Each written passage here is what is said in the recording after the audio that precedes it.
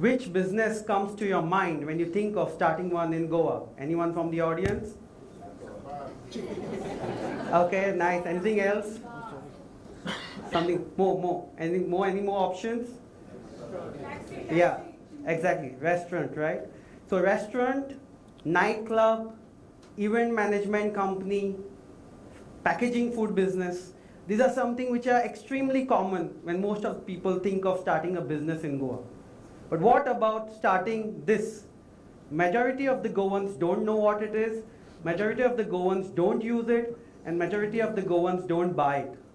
Yes, this is an all-terrain vehicle, also known as an ATV. It's similar to a tractor.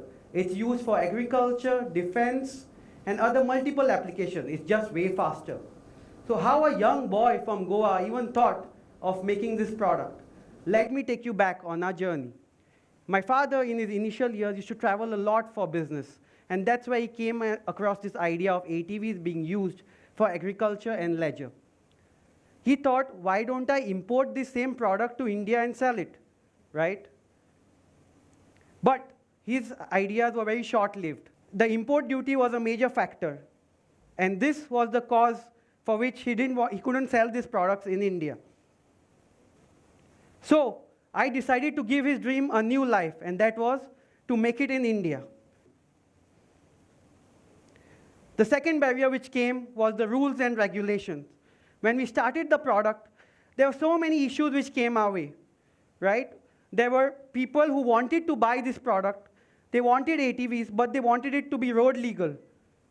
And on the other end, there were transport bodies who said, no, these vehicles cannot be certified to be used on road because they don't meet the regulation bodies. So I was like, why not? When you run your own business, you need to remember, you have to play multiple roles, sometimes of a boss, sometimes of a production head, sometimes of an accountant, and sometimes even that of a lawyer. And that is exactly what I did. I decided to play a role of a lawyer. I decided to study every rule and regulation and decided to fight for our rights and got this vehicle certified. After I got this vehicle certified, right, this made the vehicle road legal. And this was the happiest day of our life. I was extremely happy, and I wanted to share this happiness with everybody around. And that's when I thought, to further grow, I need more money and investment. But when you need investment, I had to go to meet investors. But instead of getting money, I only ended up getting free advice. I was told things like, who is going to buy this product of yours? Who wants these ATVs? Why don't you all make electric bikes instead? And it went on and on and on. But I was like, no. We were passionate about our ideas, passionate about our dreams, and we stuck to it. We continued on our journey. It was never easy. But few years down, within a span of 2 years, I realized that the Indian market was not ready to accept our product. The sales were falling down. And that's when I thought, okay, one more barrier meant one more solution was required. We needed to find something new. And that's when I thought, why are we even limiting ourselves to India when we can think of world as a market, right? And that's when I decided to do my study, and I found out that the world was moving towards sustainable mobility. Everybody was concerned about the environment, everybody was concerned about pollution, and that gave us our next idea, which was to go all electric. We went all electric, and 2019, everything seemed like it was going as per plan, until in 2020, something happened. Can anyone tell me what was it? Yeah, COVID. So COVID hit us. It was the worst day of our lives. It was worse for everybody. The entire world came down. The world markets stopped. Everything shut down. I remember on one end, we had just 1 month of cash in the bank. On the other end, we had 15 families to feed. So I was like, okay, we now need to survive, forget about growth. So what did we do? I always believed it's important that when you have to grow or when you have to see for opportunities, you have to keep your eyes and your ears open. And that's exactly what we did. And that's when we got this new idea which came to our mind.